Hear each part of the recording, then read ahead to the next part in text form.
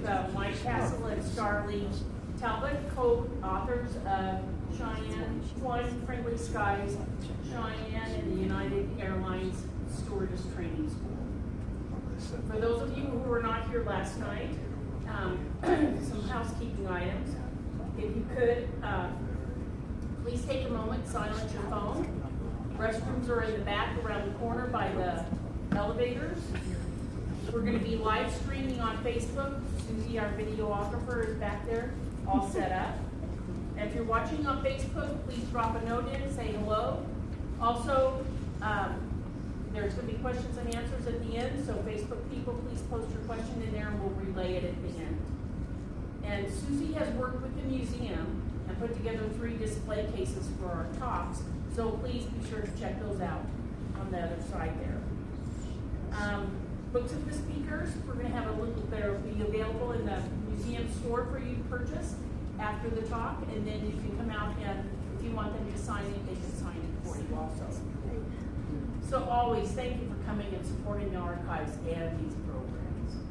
This is a wonderful turnout. Mike's really excited. Mike's developed a following.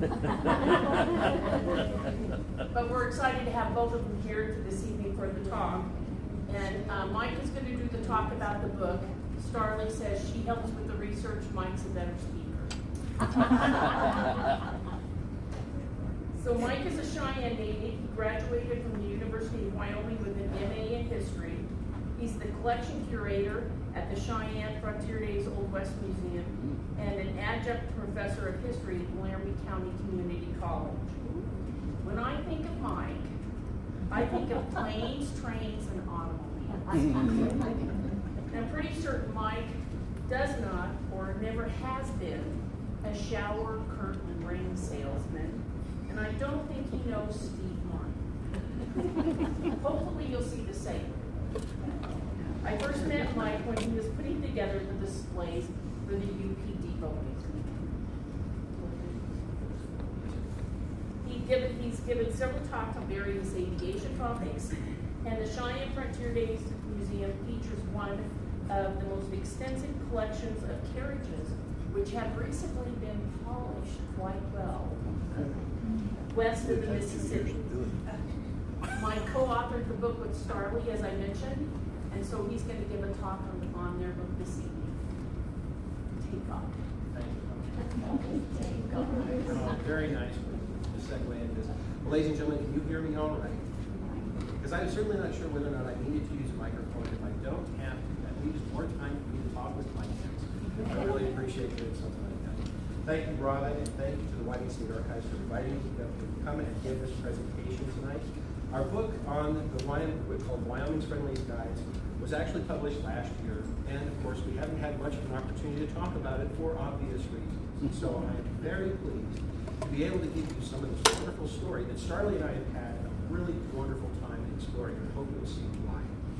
Now, as I get started with this, before I go into any of the slides, I'd like to go ahead and mention why it is that Cheyenne, Wyoming, of all places, should be the focus of a discussion just like this. Well, if you had the opportunity, and I hope that you do, or you can go take a look on the website or Facebook page for the Wyoming State Archives and see Dave Markham's presentation on the history of the United States Air Mail Service, it's wonderful. And I would agree that that's probably a great way to start moving into this subject. But to foreshorten, Wyoming is fantastic, of course, for so many reasons. But what should make Cheyenne unique is location, location, location. As it was, even before the advent of the airplane, we already found the lowest point to get through the Rocky Mountains, thanks to the Union Pacific Railroad. Because we had that point, this whole track that goes between Cheyenne, over the hills, over to Laramie, through not Telephone Canyon, but right up here at the summit, going over Sherman Pass made this entire area, because of the early days of aviation, incredibly important. This was the easiest way for aircraft to get through the Rocky Mountains, just for the same reason that it was the easiest way for trains and later automobiles to get through the Rocky Mountains. This tiny little gap just to the west of us. So the United States Air Mail Service got started in 1920. In 1926, the United States Congress decided that they wanted to get out of the business of flying the mails. They decided they wanted to transfer that to private corporations. This was called the Kelly Air Mail Act of 1926. And of course, there are many companies who wanted to do this, but there was a stipulation they had to follow. The stipulation was is that not only were they to carry the mail, but they also had to carry passengers. Now, what makes this a very interesting thing is because in the 1920s, most people, when they thought about flying, it was something that only daring people did. This is something that military aviators did. This is something that the airmail pilots did. Or if you were a barnstormer crashing perfectly good airplanes into barns, that's something they did. This was not something that basically appealed to people as a safe way to travel. So all of these early airlines had a difficult time getting people to fly, and they all struggled with how to do this. Now I should start that one of the companies that was deeply involved with getting aviation started, especially for passenger service in Cheyenne, was a company known as Boeing Air Transport. Now I do say Boeing Air Transport, you guys are all familiar with Boeing. That's Bill Boeing's company that he created specifically to fly between Chicago and San Francisco. This was his company, and he of course is this famous aviation aircraft designer, and he built his own very first airlines to fly the route between Chicago and San Francisco, with the main headquarters for his operation here in Cheyenne, because it was exactly halfway between Chicago and San Francisco. Now, to go ahead and give you an idea of what Bill Boeing had to struggle with, nobody had built a purpose-built aircraft to carry large numbers of passengers. This is his first airliner, designed to fly across Wyoming skies. All right, look at this. All right. Now, most people, when they take a look at this, they're like, wow, that's great. Where are the passengers? It's obvious you can take a look at this plane and you can see the pilot. All right, that's easy. Many of the pilots that started with Boeing Air Transport were the airmail pilots looking for another job now that the airmail service had been discontinued. So when Bill Boeing asked these gentlemen, would you be willing to work for me and fly for me? They said, yes, absolutely. And they loved this plane. One, it let them keep their head in the wind, just like they had before. But the plane was also incredibly powerful compared to the airmail planes that they had been using for almost a decade before. There is, of course, the small problem about being a passenger on one of these aircraft. All right, now if you guys look closely at this, do you guys see where the passengers would sit? All right, you do see it. I'm glad some of you do. But if you look right over the wing, between the pilot and I'm sure the quietly muffled engine, is where people would sit for this wonderful excursion, this opportunity to fly from one coast to the other. Now, that's amazing. Let me go into this next picture. This is probably an even better one for the Boeing 40. All right, this is basically what you had to deal with. All right, so here you are, getting on board one of these planes. Boeing Air Transport is another one of these aircraft companies that's important to the story. But anyway, here you have it. You can get two people in the compartment. You basically almost sit on the floor, a very nice cushion, I might add. And then you have another couple that sits in front of you. So a total of 4 passengers can sit inside this aircraft. The best part about this is you better take care of business, if you know what I mean, before you take off. For one thing, there's no restrooms on the aircraft. There's no service on the aircraft. After the plane takes to the air with the sound of the engine and where the pilot is, you can bang on the firewall as much as you want and he's not coming to your aid. So you can see as people are looking at Boeing's first airliner, this was not a good selling point about trying to fly thousands of miles across the continent. Fortunately for these people, most flights lasted for about an hour and a half, right, before they landed, picked up more mail, let you get out, stretch your legs, do what you had to do, and then you could talk to the pilot about his flying skills, perhaps. But just as it is, Bill Boeing realized this wasn't going to work either. So about 1928 to 1929, he started designing his next aircraft to replace that one. You can see the trajectory about where he's going. This aircraft. This is the Boeing AC. This is the same era, the golden era of the 3-engine airplane. Like the Ford tri-motors in this era, this is Boeing's own tri-motor aircraft. It was huge compared to the Boeing 40. Instead of carrying only 4 passengers, this airplane could carry 14. The pilots, unfortunately, couldn't sit outside anymore. He put them inside an enclosed cabin and actually put a co-pilot on the plane as well.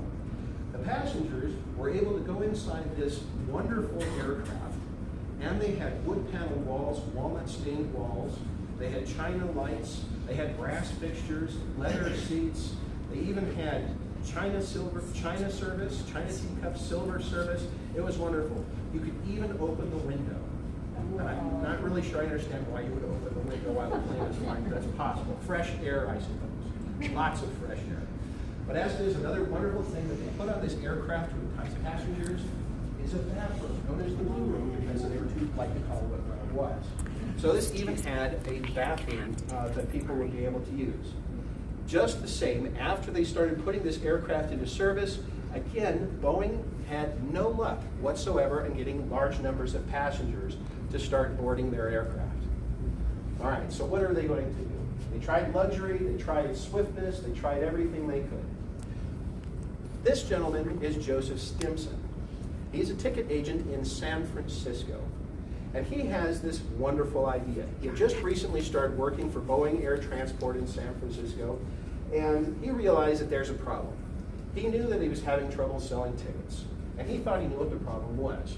For one thing, if the pilots and the co-pilots had to take care of the passengers in flight, the pilot had to keep flying the plane. It was usually a rather grouchy co-pilot that had to go back and try and figure out how to handle all the problems and situations in the back of the plane.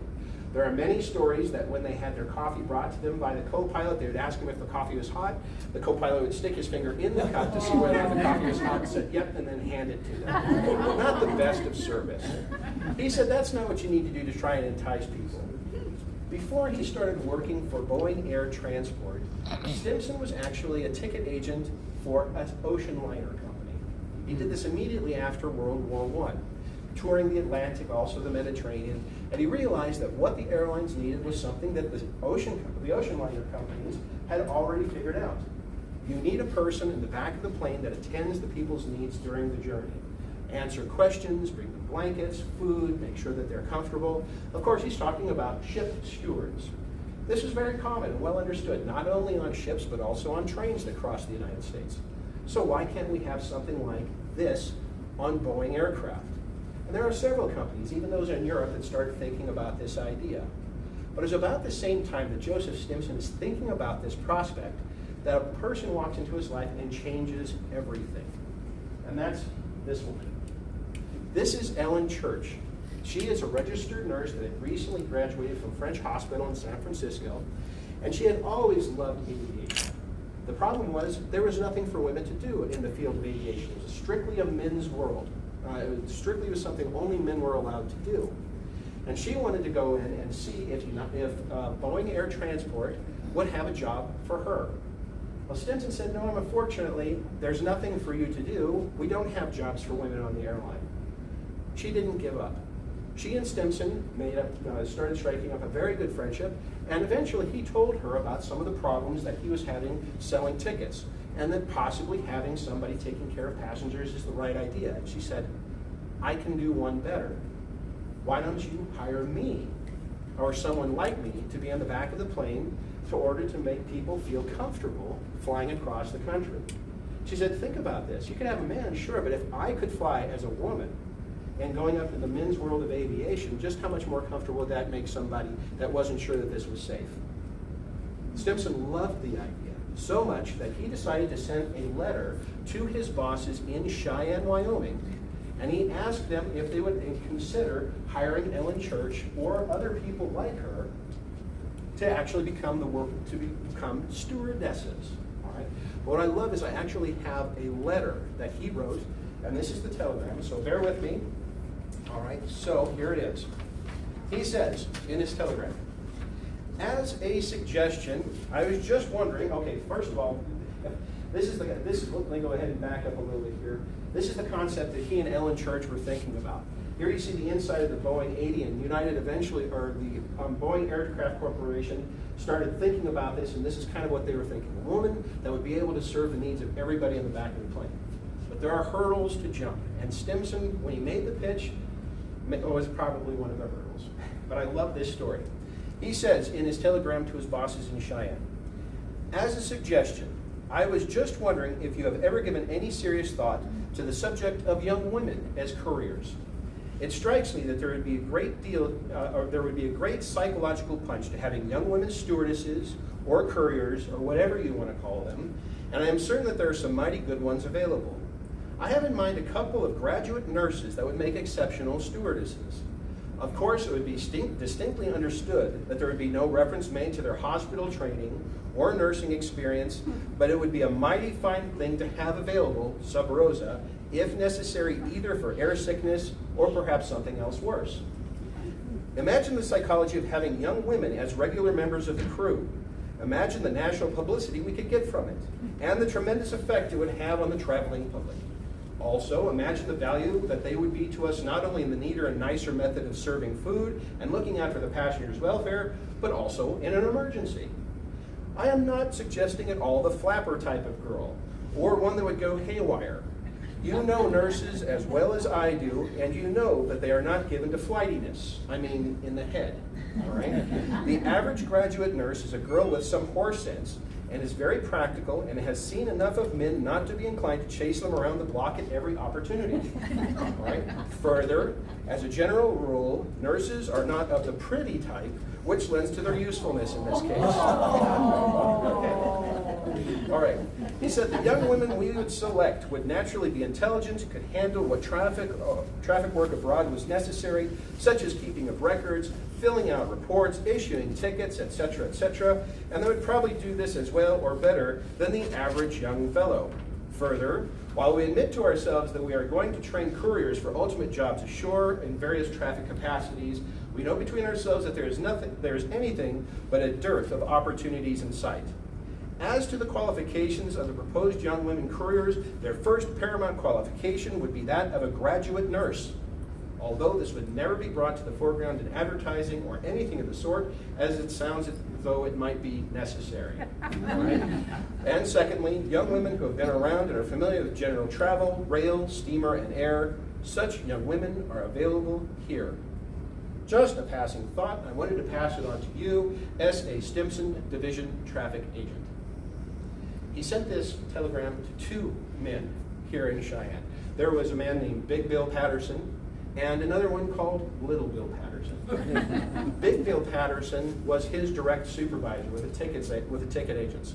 Bill Patterson, the big one, sent him a telegram with a simple response to the proposal: no. All right.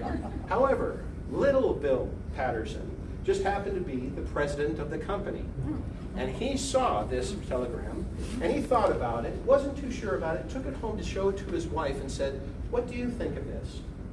She thought it was a marvelous idea. Well, Little Bill Patterson made the announcement that that company, Boeing Air Transport, would be willing to try women couriers, and they would start looking for women to fill those slots almost immediately. There were several men in Boeing Air Transport that protested having women on board aircraft. There were several pilots who said that it made as much sense to have women on airplanes as having a plane with only one wing. Right? Now you have to think at this time, a lot of these guys are very much like old-time mariners, where a woman was considered to be bad luck on a ship. And they thought it was probably the same way on an airplane. Bill Patterson had a simple way of dealing with this. He said, "I've made up my mind. This is going to happen. If you don't like it, I will accept resignations." And he did, many of them. But he was not going to back down from this proposal. He thought it was good, and he was going to try it. As a result, Boeing Air Transport actually did start kicking around the idea, because even they didn't really understand what was going to be the case. And I love this. Like I said, here's this woman. She's going with that silver serving set. They're having those china teacups. Doesn't that look wonderful? What happened to the luxury? All right. Well, as it was, of course, this woman is in a uniform like a nurse. We can't have that. Well, by May of 1930, the company finally had enough young women who were engaged. Both Stimson stayed in San Francisco, but Ellen Church went back to her native Illinois and found several young women who fit the bill. There were several things that they were looking for. One, the candidates were not only had to be nurses, that was paramount, like Stimson said, but they also had to be unmarried. The reason for that, and Stimson came up with this, is that he didn't want to answer phone calls in the middle of the night from upset husbands wondering where their wives were and when they were landing. He said he didn't want them to have any encumbrances with family or husbands. It would just make everybody's life a lot easier. The other thing, he wanted to make sure they were no older than 25 years old. They could be no height greater than 5'4" tall, and could weigh no more than 115 pounds. And there are practical reasons for the last two. And we'll get into that here in just a little while. But anyway, there are several young women who eventually came, and after meeting these criteria, came to Wyoming. And here is a wonderful picture of the very first women to answer the call to become the first stewardesses anywhere in history. They're sitting in the terminal in Cheyenne. This is where they all came to train. Ellen Church, the woman who came up with the idea, is the woman sitting on the cushion in front of the radio. This is really a wonderful picture because we have several stewardesses who gave their stories. And I think my favorite one is Jessie Carter. If I remember correctly, Jessie Carter is this young woman who's not looking at the camera over here. And anyway, she says, when I told my folks that I was flying to Cheyenne to learn about a new job, they thought I said China. This news spread quickly throughout the surrounding communities and was met always with disbelief and shock. Flying halfway around the world was not the objection to most people that heard about what I was doing, but no one, it seems, could understand how my parents could allow me to fly anywhere unescorted with men. All right, so they're taking a lot of interesting challenges. They're braving a lot of innuendos and usual mores here about what the woman's role is. So they're taking some big chances. They come out here not knowing what to do with themselves. Well, Boeing Air Transport doesn't really know what to do with them either. And so they cobbled together a very quick list of duties, which I'm going to give you here. I love this. And this is what all of these stewardesses are supposed to do, okay? So, very quickly, here it is. For every flight, every stewardess is trained on how to lock and unlock the main cabin door. Very useful. They also are supposed to dust the windowsills, adjust the lampshades, wind the clocks and altimeters that are mounted on some of the aircraft. They also are supposed to carry the luggage and tag it before being loaded onto the planes. They are also supposed to weigh the luggage and the passengers before they're allowed to get on the planes. Sometimes they will be asked to carry buckets of fuel to the plane when necessary as part of a bucket brigade. They will also help push planes into the hangar and will also, very importantly, make sure that passengers do not open the exit door by mistake when trying to use the blue room. That's apparently quite possible, all right? So anyway, they're supposed to prepare telegrams for passengers, swat flies, make sure the passengers did not throw cigarette butts out the sliding windows, also a very good idea. The wings were fabric, so you can imagine that would have gone very well, all right? But they were also supposed to punch tickets and give refunds for each stop on the trip. They were supposed to sweep cabins, offer slippers, and clean the shoes to each of the passengers before landing. And then also to make sure that the air speedometer in the main cabin was functioning properly. I don't know how they were supposed to test that. And then also help the pilots make it through mountain passes. All right, I'll explain that here in just a second. I think you guys will enjoy this. They're also supposed to monitor heating and ventilation and then offer blankets to passengers when the heating and ventilation malfunction. All right, so again, we're talking about the very beginnings of aviation. So these women are here, and I believe that, yes, it was. They were only trained for about 4 days. And here they have these wonderful uniforms. And here's this wonderful picture of them getting ready to leave to go become the first stewardesses on Boeing Air Transport's lines. Shortly after this picture is taken, before they left, they got promptly snowed in here for 2 weeks. So it wasn't a real easy, smooth takeoff. But as it was, shortly after the snow melted, they could leave. 4 women left from Cheyenne to fly to western points, 4 flew to eastern points, and they never flew with each other again. Each one of these aircraft only needed 1 of them.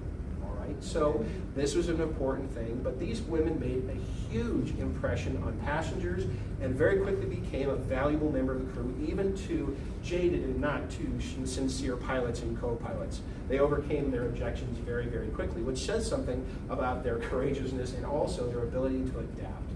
Now, being able to adapt is something that all of these women had to do. I did mention that they had to help pilots get through mountain passes, correct? Well, one of the young women, and this is Inez Keller, she is the young woman standing at the door right there. She said, I didn't realize that when they said I had to be 115 pounds, why that was so necessary on these old airplanes. Well, I found out. As it was happening, she was trying to fly through the Wasatch Mountains on a flight between Cheyenne and Salt Lake City. And right around Evanston, the pilot could not get the plane through the usual mountain pass. He made 3 attempts to get there.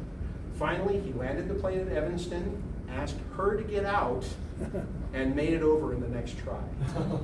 She said, I didn't realize my 120 pounds would make the difference on whether or not that plane would make it through the mountains. But that's true. So what is she going to do? She caught a train back to Cheyenne and get on another flight. Right? So it was just, they took it in stride. There are many instances that these early women that took these flights were facing experiences that there was no amount of training that would be able to prepare them. Starling and I ran across this wonderful story about one of these aircraft flying into a blizzard near Elk Mountain, couldn't find its way through, and so they landed the aircraft in an open field next to that small village, and because there was nothing open, they actually broke into a hotel, if I'm not mistaken, started up the canteen and fed the passengers. All right, eventually the owners came around and wanted to know what was going on. Boeing Air Transport was good for all the expenses. But they waited out the storm there and eventually took off again. I mean, interesting stories all over the line on these very early aviation experiences of these young women. Now you'd think with all of these problems and difficulties, there would be a lot of people who would want to do this. But why not? The glamour of being a stewardess was paramount and evident almost from the very beginning. And they did brilliantly on being able to convince passengers that this was a very safe way to travel. Here you have them being very pleasant, helping the passengers with all of their needs, fulfilling that list of obligations. And I should also mention there's one other duty that they actually assumed, which is not on the original list. Each of the stewardesses actually carried a screwdriver in their pocket so they could tighten the seats after every landing. Right? So they served a very nice safety function as well, right from the very beginning. All right? But even with all that, women got the idea that this is a great way to get into a field that they were all excited about during this golden age of aviation, and hundreds of young women started applying to Boeing Air Transport, which was very quickly renamed after it joined several others to United Airlines. And they all wanted to start flying. Now, as it was, United Airlines was so successful thanks to the efforts of early Boeing Air Transport that other airlines, first starting with Continental, then Western Air Express, and then Pacific Air Transport, and then airlines around the world began to realize that having somebody back there taking care of passengers was the way to make things work well. So here we go. Here in Wyoming, nobody really realizes the role that we've played in aviation just to create a brand new career field in aviation that existed never before. I think we can be a little proud of that. That happened right here in Cheyenne. We had the first stewardesses, and now we can't imagine going anywhere without them. All right? So anyway, that's a really wonderful thing. Now, advances in technology would continue to challenge and change the way that stewardesses did their jobs. This aircraft that I showed you before, the Boeing 80, was of course great in its time. But airlines always wanted speed over every other consideration. Boeing decided to build its next aircraft beginning just shortly after the marriage of all those airlines into United Airlines. This is the next airliner, the Boeing 247. The first modern airliner, all metal skin, one wing, also could carry 14 passengers, but again, think about how small these women had to be. You can see it once you start looking on the inside of one of these aircraft, why that's a good idea. It is tight in there. Smaller than the airplanes that are flying out of here with Great Lakes Aviation a few years ago. But anyway, these young women had to do everything, even in these cramped circumstances. I feel kind of bad that very quickly they got rid of the walnut walls, the leather seats, and the china sets and go to something like this. But this was a much faster way to travel, and this is becoming more and more popular all the time. Now, as it is, all the training for the stewardesses after this got kicked off didn't stay here in Cheyenne. It actually, for a time, moved to Chicago. All right? And it stayed there because it was a big place and, of course, very exciting, and they had all the facilities that would keep them in very good stead. And that's where, for the next few years, that's exactly where most of the stewardesses for United Airlines were trained. But things were going to begin to change. One of the things that fomented that change, or kind of presaged it, was the advent of this aircraft. This is the next airliner. You can see how fast aviation is advancing. This was released in 1936, only 6 years later. This is the DC-3. Far bigger, and of course many of you will be very familiar with this aircraft. It is considered to be the airplane that made aviation. Absolutely fantastic vehicle, but it could carry 36 passengers. And for the first time, we had 2 stewardesses that were necessary to take care of that many people. With this new aircraft and more people, you also had new amenities, such as a working galley inside the aircraft for the first time. And so stewardesses had to be trained to do that as well. All of this with trying to maintain all of those duties. I'm not sure they still had to swat flies, but I'm pretty sure they still did. They didn't have to keep checking baggage for passengers either because the aircraft got stronger and more powerful. So their duties eased up in some areas, but increased with the number of people that they had on the planes. So it was still a very complex job, and the training grew with it. Now, as it was, I said this is 1936, 1941, everything changed for the airline industry again. And that is with the advent of World War II. Now, this picture I have right here is going to play a big part of our story here for the rest of this. This is Modification Center number 10 here in Cheyenne. It was built originally to modify Boeing B-17 bombers to fight anywhere in the world. These finished aircraft would fly here, be fixed to any configuration that was necessary, and off they go. I mention this now because this is going to play a big part to our story. But the other part of the story is what's happening to the airline. Even in wartime, they continued to carry passengers, but there was a massive change. There was a huge demand for experienced women who are very comfortable with flying, who are also registered nurses, to become flight nurses for all the wounded soldiers, especially at first in North Africa and then everywhere else. When the Army Air Corps started asking if any of these very experienced stewardesses with nursing capacity would be interested in joining them, many of them immediately quit United Airlines and other airlines to join. That included Ellen Church, who became a captain in the Army Air Corps, serving as a flight nurse in North Africa and Sicily. She was one of many thousands of young women who served in those capacities everywhere in the war. With all of these women leaving the airlines, they immediately started realizing that you can't have the qualification of having everybody or every stewardess to be a registered nurse. And so they dropped that qualification. And now more women were possibly eligible to actually begin flying. Well, the other thing that happens is that after World War II, many of these women did return to the airline, but then again, many of them did not. There was a big new problem that was starting to face all the airlines. Now, instead of trying to convince people to fly, we just got out of World War II, and most of the men who served at one point or another had flown on an airplane. And now that the war was over, they wanted to do business by air because they knew how fast it was and how convenient it was to get from one place to the next. So United Airlines was very desperate to try and grow with the new demand that was coming. Now, it just so happens that after World War II, Cheyenne itself went through a lot of major changes. One of which was the fact that United Airlines decided to move. The reason they decided to move was because the airline industry had outgrown its cradle, if you will, and all those smaller airplanes no longer fit the bill. They had new facilities, such as in San Francisco, where they were able to maintain the largest and newest airliners that were basically repurposed military aircraft, the DC-4, which I'll show you here in a bit. So they decided to move all of their operations from Cheyenne to San Francisco. Now, that in itself was desperately devastating for our community. We've had aviation as one of our central industries since 1920. And here it is in 1947, United Airlines, the biggest airline in the world, picks up stakes and moves all of its operations with hundreds of employees elsewhere. W.A. Patterson, Little Bill, that I was telling you about earlier, realized that the relationship between United and Cheyenne was too important to abandon. He realized that after the war that there was a need for new stewardesses. And the stewardess school and facilities in Chicago were under repair. So he said, no, I've got a better idea. Let's move the whole school for the stewardesses to Cheyenne to kind of offset the blow of us moving out. We still want to keep that relationship with the city. And so he did. And it's out here at the old Modification Center number 10, which had no purpose, that he decided that's where they were going to put the school. Well, I should say it didn't have the original purpose. Obviously, they aren't modifying warplanes there anymore, but they're not the only people that are interested in this. I love this picture in particular.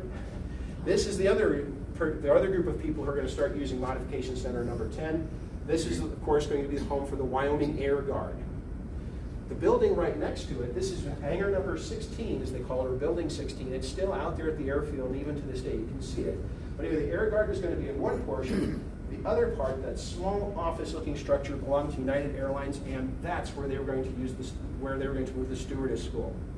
When United made its announcement The commander of the Wyoming Air National Guard was shocked and terrified that he'd get nothing done with his men from that point forward. And so there is a rumor that when he heard that the Stewardess was going to move next door, he had an order placed to have armed guards standing on the roof of the Wyoming National Guard with orders to shoot to kill any airmen that decided to walk over and bother the Stewardesses. Now that was General Bud Cooper, and I had a pleasure of asking him about this himself several years back at one of his birthday parties, and I said, was that true that you made that order? And he said, I can neither confirm nor deny.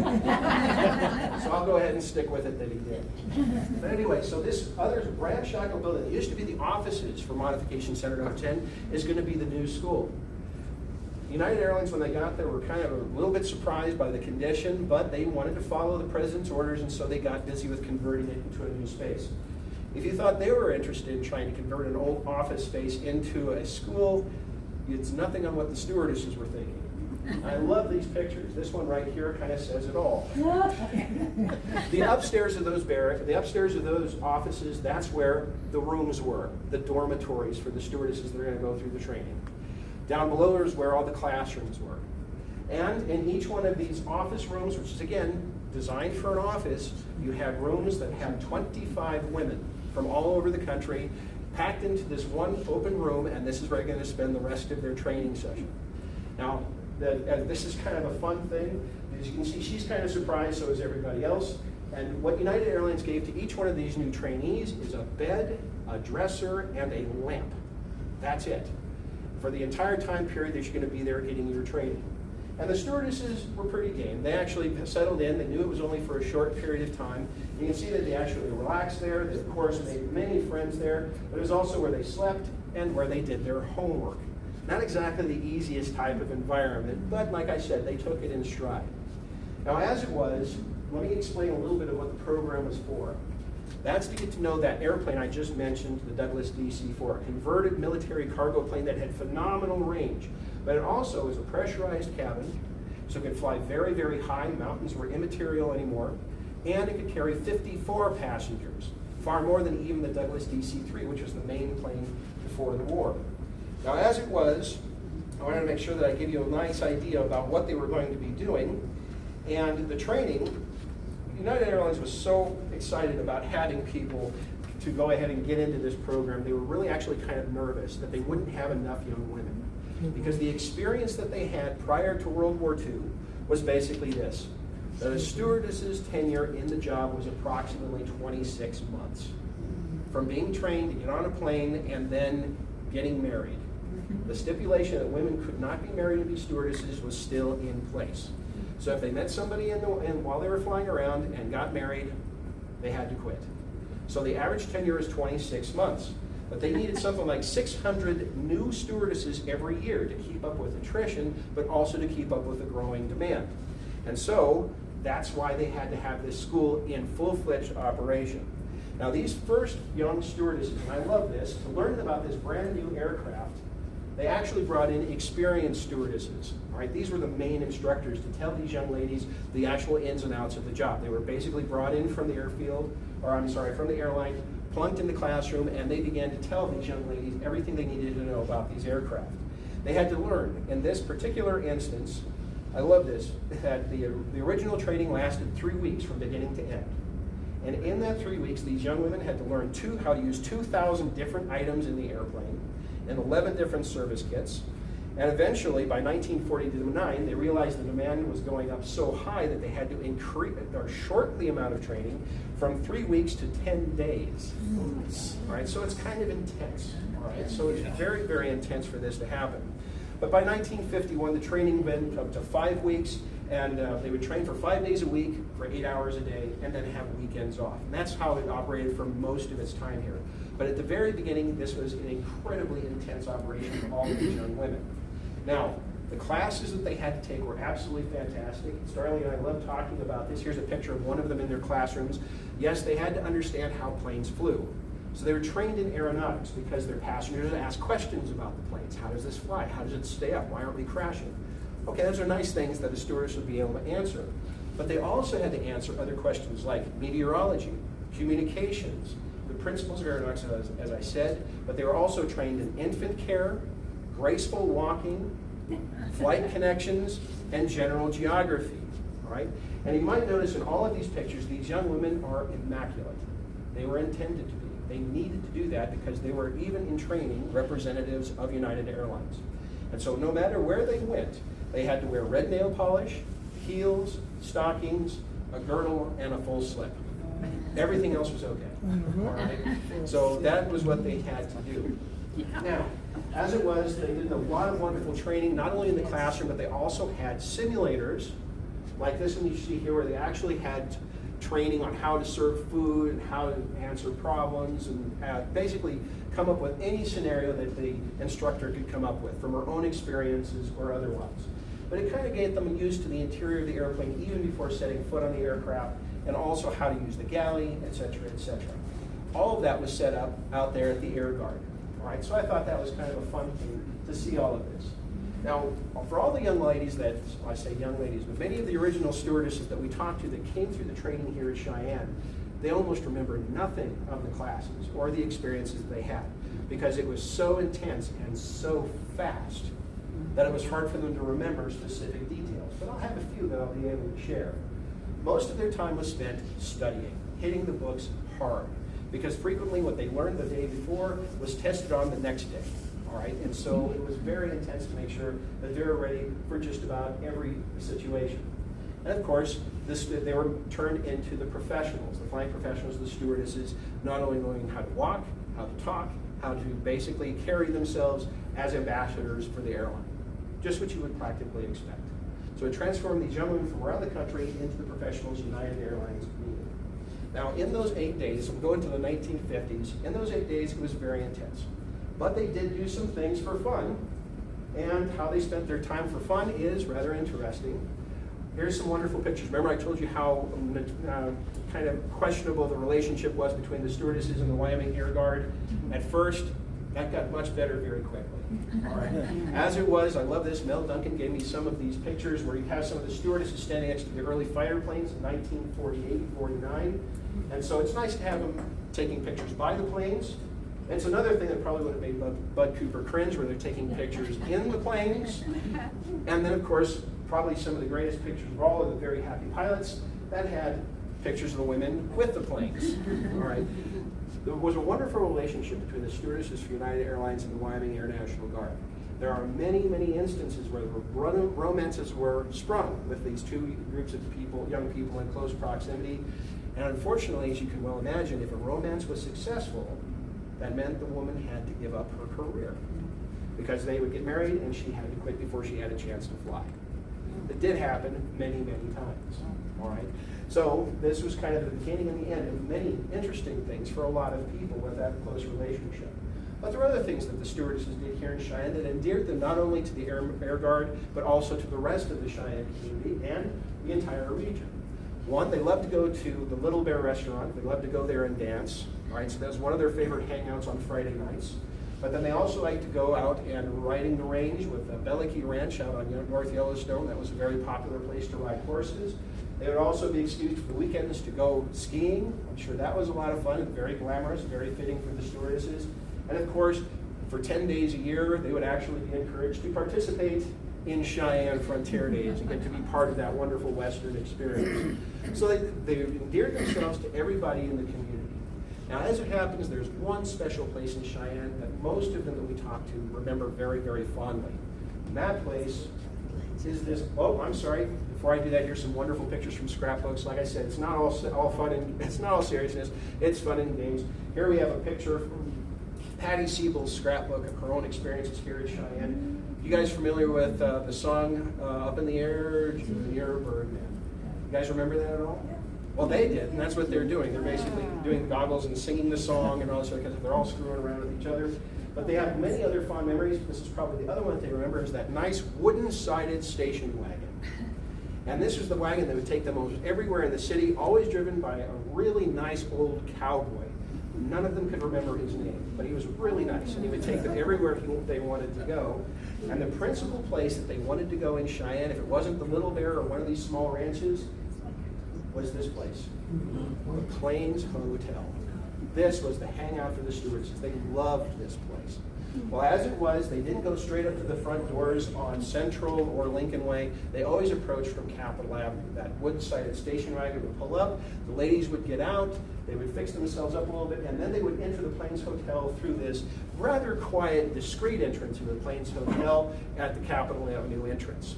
Now, as it was, as they were very prim and proper, walked through this, going into the lobby, hopefully not to be noticed, but failing miserably at it, of course, because everybody saw them come.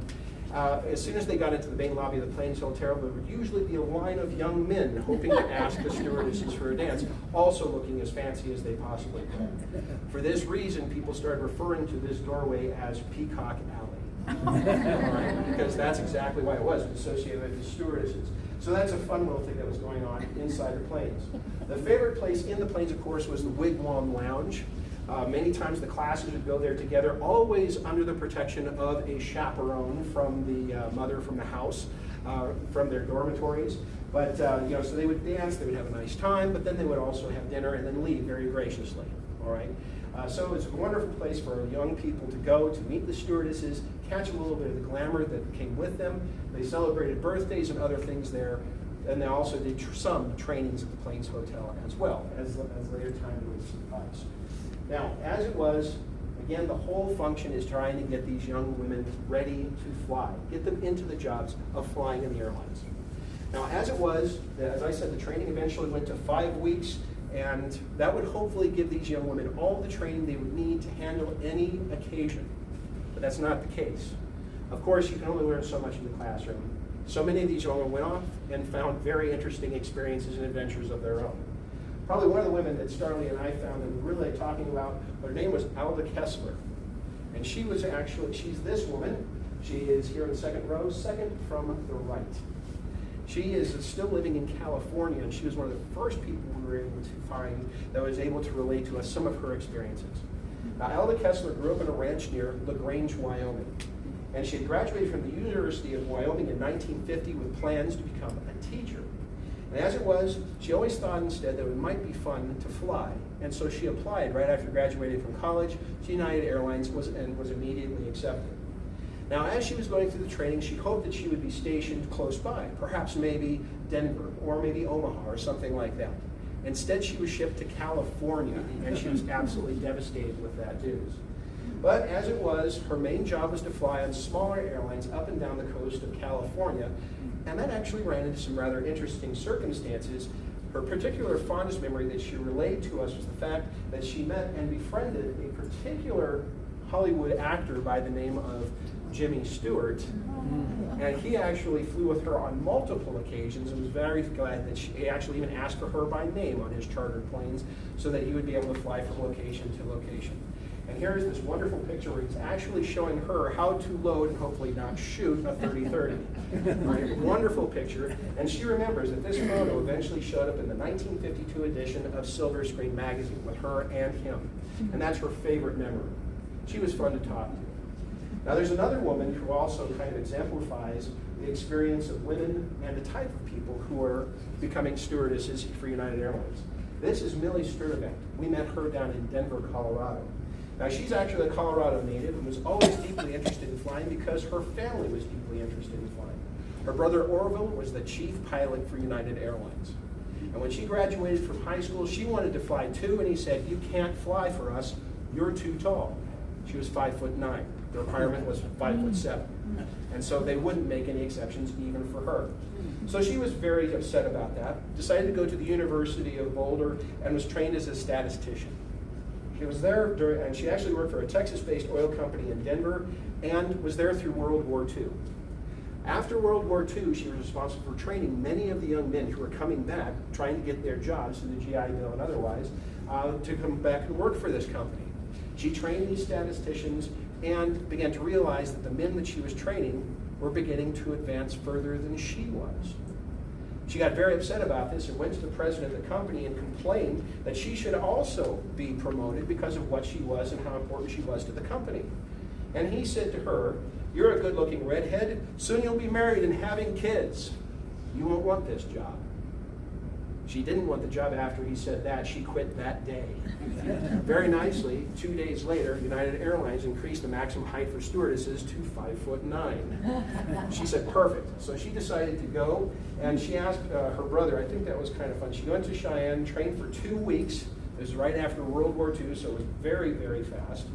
And she found it very, very exciting. The one thing she remembers about her training is that Cheyenne had the prettiest cloud she had ever seen.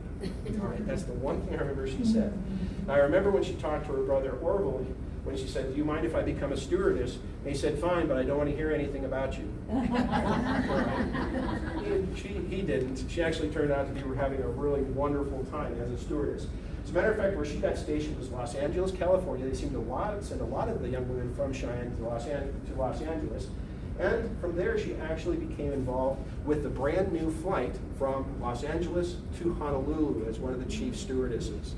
So she actually became, because of her outgoing personality, she was amazing. She told us that by the time she got off the plane in Honolulu, she had memorized everybody's name on the plane. All right? I mean, that's an incredible mind that she had. Well, as it was, she was also very outgoing, very vivacious, and she became kind of like a poster child for United Airlines and the comfort of the Honolulu flights and all the wonderful things. She still has that palaka cloth. She had a section of it that they have there still in her house when we had a chance to talk to her. She eventually became a stewardess supervisor and continued to run that job for many, many years. And so she enjoyed it very much. She actually came back to the Plains Hotel to do training on several occasions when they did so annually to talk about the flight service. Another wonderful woman that I'd like to talk about, this is kind of a neat surprise, this is Patty Siebel. She is from Centralia, Illinois, and graduated from the University of Colorado. She too wanted to be a teacher, but this time teaching music. She graduated in 1950, but then in 1951 she decided she would love to go for become a stewardess because the teaching didn't go very well. Well, she signed up and became a stewardess, came here, and was also stationed with at Los Angeles. And what's really kind of fun is that she decided to go with 3 of her friends who were all that she made here in Cheyenne. They all started working together. And her main station out of Los Angeles was to start flying up the Central Valley of California to all these small stops. She had many wonderful stories. She made many friends.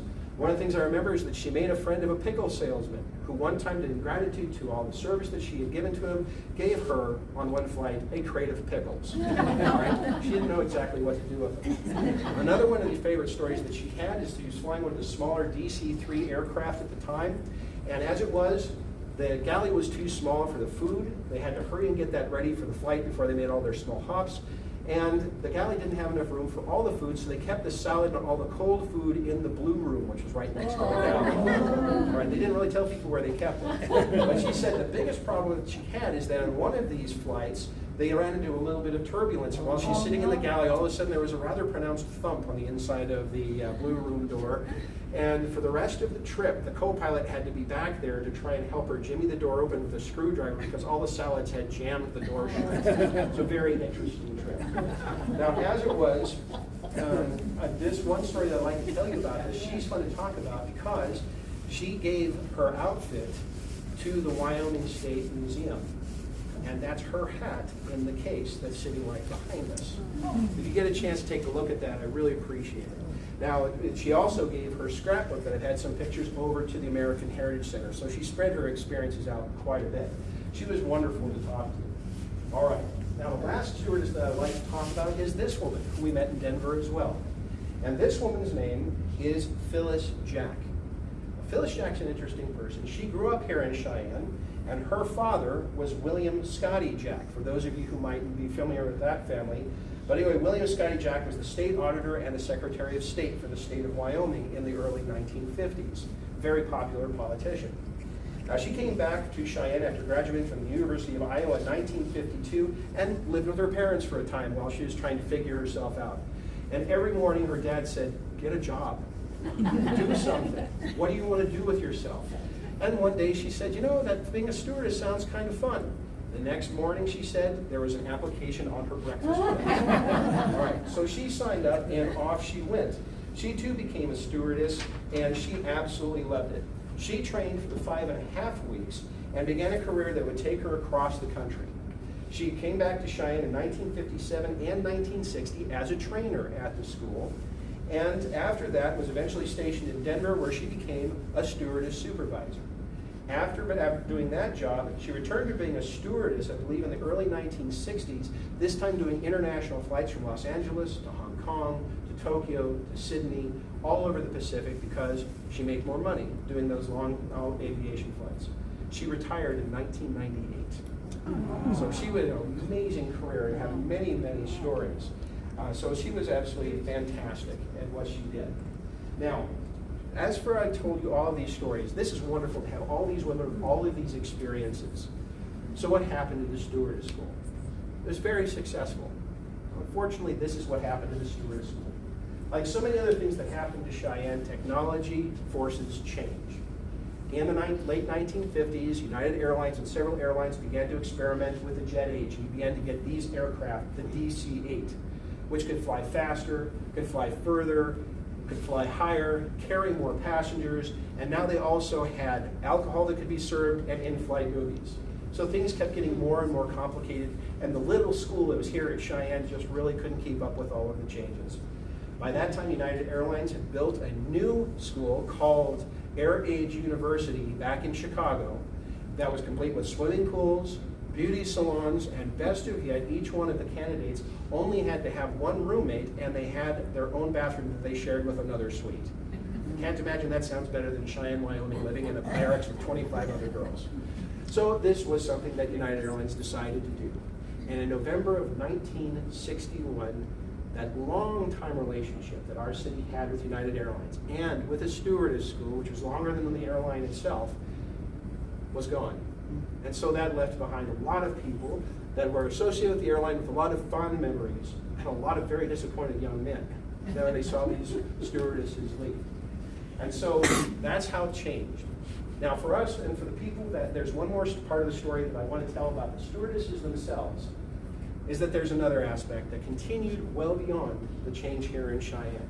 I love this picture. This is in the late 1940s, where you have all the women taking the pledge not to get married, right, or not to date. I love that picture. Would you believe that they did not actually get the right to marry and retain their jobs until 1974? It's absolutely amazing that it took them that long to do. But about that same time, men were allowed to become stewards on planes as well. That became something that became very attractive for men. And of course, that's when stewardesses morphed into becoming flight attendants instead of being the stewardesses. So the schools and all of the thoughts that were put in place from the very beginning continued to change throughout time, but it took until 1974 before all restrictions were removed. Now for all the young women who became former stewardesses because of the almost inevitable circumstance where they got married, they formed an organization known as the Clipped Wings Society. Now it's really wonderful because these young women and some of the older women, the originals, would continue to get together and promote the experiences that they had, do the memories, keep the histories, and keep telling each other the stories. We're very fortunate they did that because Starley and they were able to find a large number of them, which is just absolutely tremendous. So we have a lot to thank for these women that did challenge the fact that the aviation wasn't a woman's thing to do, and they became almost indispensable for aviation overall. We're very fortunate. So before I go, one last thing. I know I only have a couple of minutes left before I need to finish. I think it's worth mentioning that Starley and I had an adventure of our own trying to find all of this information that I presented you tonight. And as we're doing this as part of Preservation Week and National Archives Week, or National Archives Month, it might be good to find out how we did this whole story.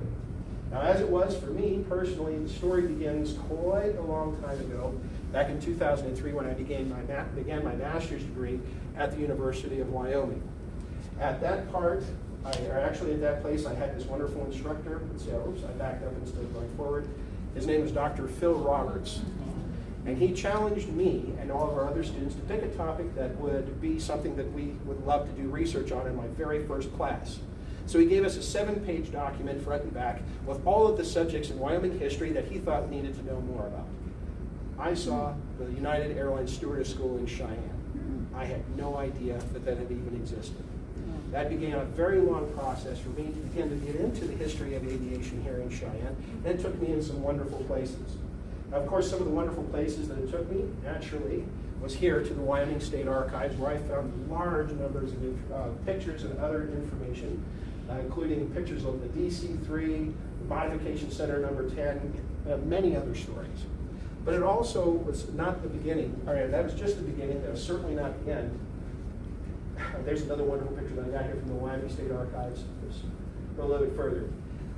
Phil Roberts put me on to the first stewardess that I talked to. This is Jane Forbes.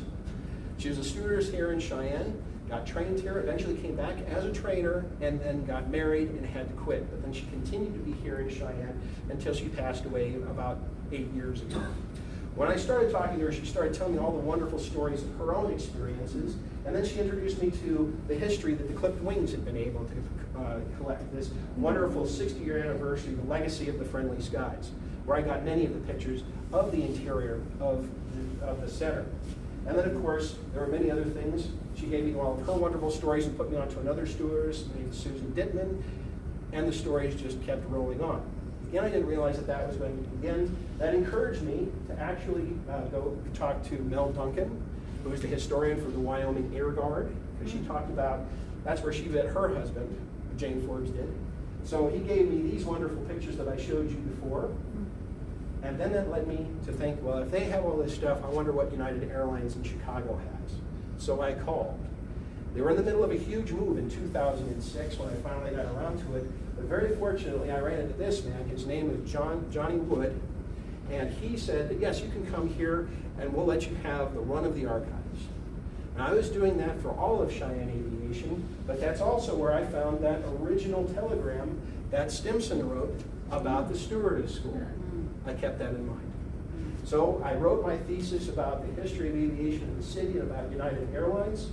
But then there was other things. Starlee and I had worked on a book, and she had run across this wonderful collection of photographs that was actually from a scrapbook that had recently donated to the American Heritage Center that belonged to Patty Siebel. Now Starlee started introducing me to all the wonderful things that she found. There's Patty Siebel in her picture at her graduation. And here's some of the other pictures from inside her scrapbook. And I became incredibly interested that maybe this is time for us to start looking for even more information. And so there's a good picture of them under the awning of the Plains Hotel after the graduation ceremony. So that was fun. So Starlee and I actually reached out and found out from the American Heritage Center where Patty Siebel lived. We went down to talk to her. She let us borrow the scrapbook to get the photographs. And she was wonderful. She had all these wonderful stories, many of which I couldn't relate to you. I should say that one of them that I thought was great is she talked about hazing that the earlier stewardesses had to face. It was a very common practice that if a stewardess graduated and got onto a flight, their very first flight, the commanding pilot would invite her to come to the cockpit and sit on his lap.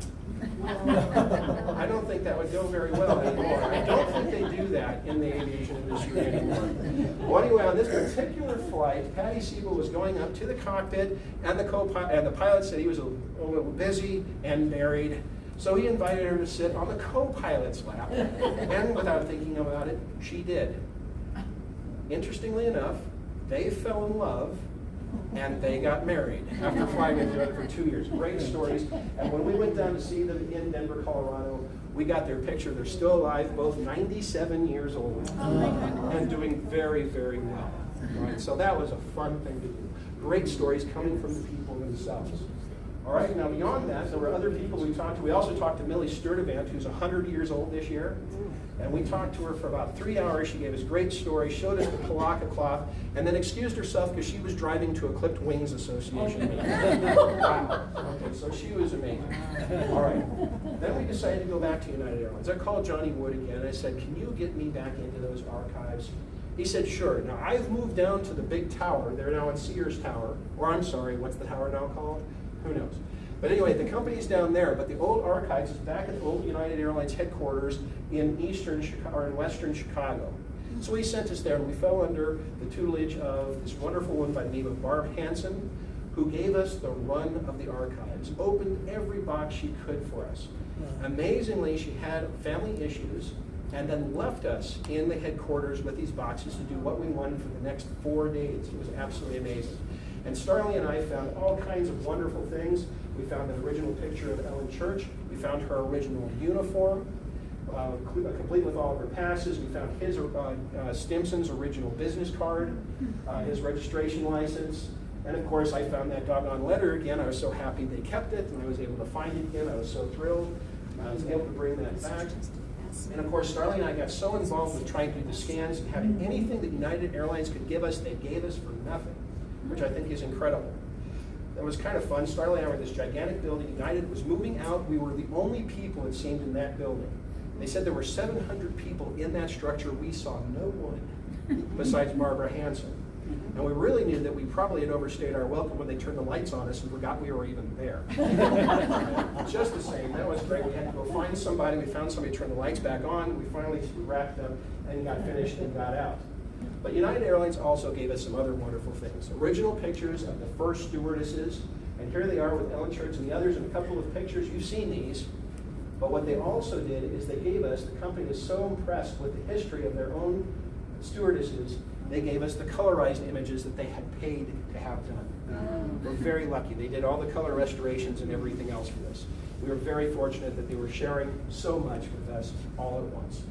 So anyway, with other people there's other people we went to. We also went down because of the connections we made with Barbara Hansen in Chicago. Said, why don't you go talk to the Historical Society down in Denver? Okay, that would have been a little easier than going to Chicago, but maybe not as much fun. So we decided to arrange with Phyllis Jack, who was the president, I believe, of this particular branch of the Historical Society. She invited us down to the Flight Training Center for United and gave us this wonderful tour of this facility. Oh my goodness, it is incredible how far United Airlines has come in the last 100 years.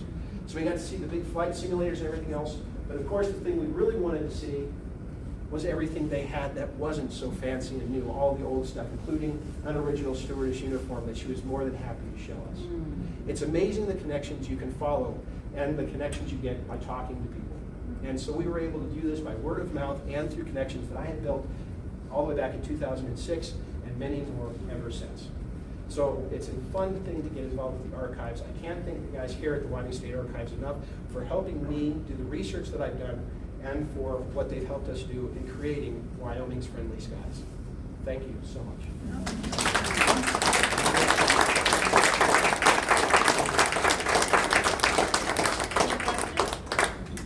Do we have any questions for Mike? Rick, yes, please. And you mentioned Jane Forbes had to resign after she got married when she was even a trainer. Yes. So she wasn't a stewardess anymore. Actually, all the trainers were still officially stewardesses. The idea is that all the stewardesses, including Phyllis Jack and Jane Forbes, they would stay as trainers for approximately 3 to 6 months. And then, because of their qualifications, they were going to get pulled right back into the service. Unfortunately, after class, she didn't have to stay in the dormitory, so she was able to go out and meet the pilots and guys from the Wyoming Air Guard and fell in love with her husband, and they decided to get married. The same rules applied. So she had to resign as well. Yeah, but she lived here in Cheyenne until the day she died, which is absolutely marvelous. Other questions, please? Yes, sir. Oh. The other airlines that you mentioned, Western, Continental, did they sort of similarly stay in Cheyenne, not stay in Cheyenne?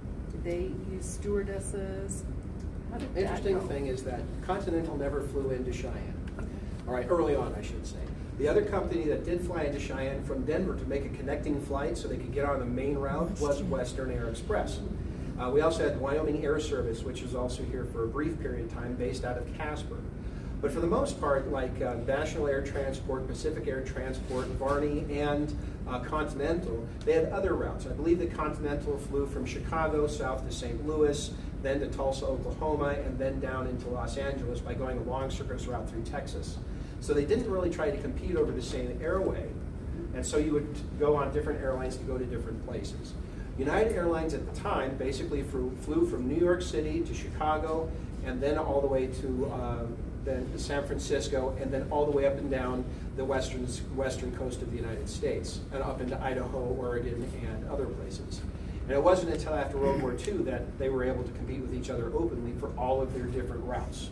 So it was interesting that each one of them, if you wanted to fly certain places, you flew certain airlines until after the war. I hope that answered your question. Okay. Yes, Rick. Since Stewardesses then went into the other airlines as well, did those airlines have similar rules for the women? Yes.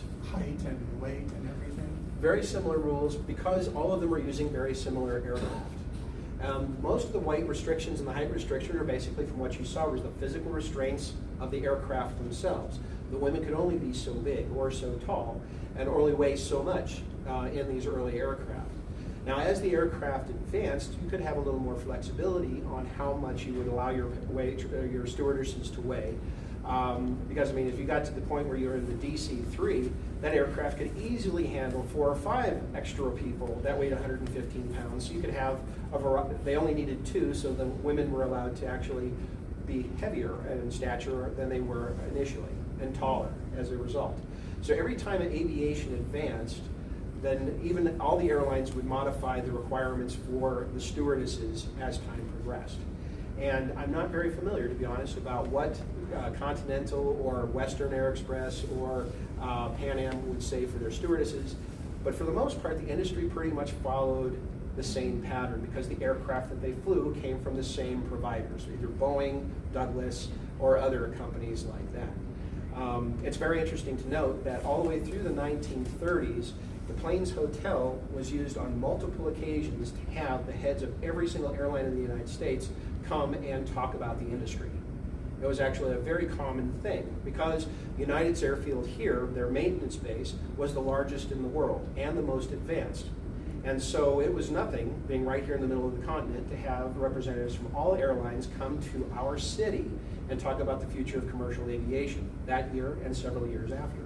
So it's an amazing thing, and I'm sure they would share the standards with each other even then. Yeah. Yes, ma'am. Did they ever tell you what their salaries were? Oh, I bet they didn't pay them very well. I'm not sure. It was about $100 a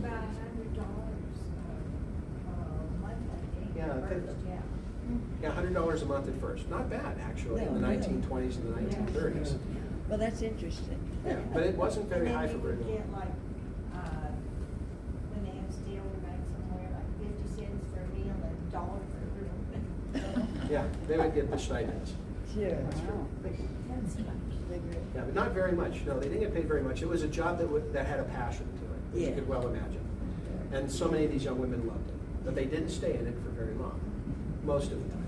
Well, I knew Jane very well, and I loved her. She was a wonderful person, Yes, wasn't she? Yeah, yes. she was a delight. I'm very happy she put my feet on the path where I went, so it was very nice to work with her. Well then, one more question. So the stewardesses, they had those guidelines. Did pilots have any guidelines? No. Well, they had size. Well, yeah, they did have size requirements Size too, requirements. but I mean, they could get married. There was no problem with them being married. They didn't have to wear red nails. No, they didn't have to wear red nail polish pumps or stockings, right? They could dress, they still had to wear the uniform, right? So they still represented the company. Good point. But yeah, I suppose, I mean, I guess I would be, the restrictions would be only what the airplane would be able to handle. Well, their eyesight, they had really to see, they couldn't wear glasses. Of course. Anyhow, the stewardesses couldn't either. They couldn't wear glasses. I had a friend that told me she wanted to be a stewardess so bad, but she wore glasses. She couldn't be a stewardess.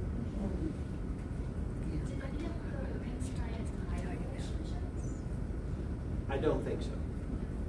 No.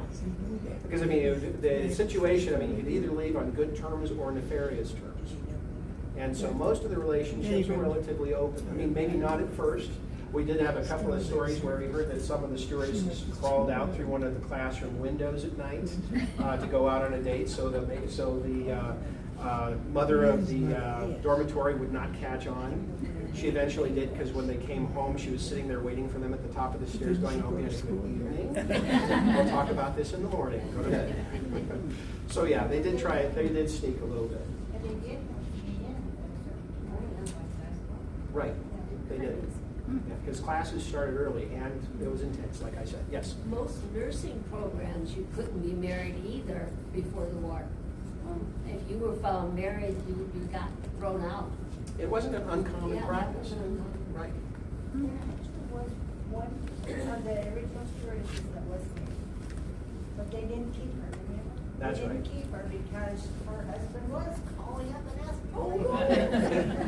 When is she gonna be home? I'm hungry. So she wasn't there. Yeah. I can't remember which one it was, but that was very quickly determined that that was why women must be unmarried to work in the airline. Yes, absolutely. Susie, do we have any questions on Facebook? No, but Mel Duncan's daughter says hi. She says she's watching. Oh, very good. She was very happy to see you present. I'm very happy that she's watching. Thank you. All right. Well, thank you very much, Thank Mike you. and Charlie. This has Very been wonderful, truly.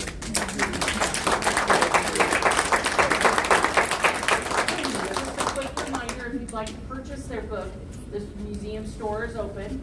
You can go in there and do a little shopping and pick up a book, and then they'll be at, if you want to have them autograph it, they'll be at the table out here to autograph.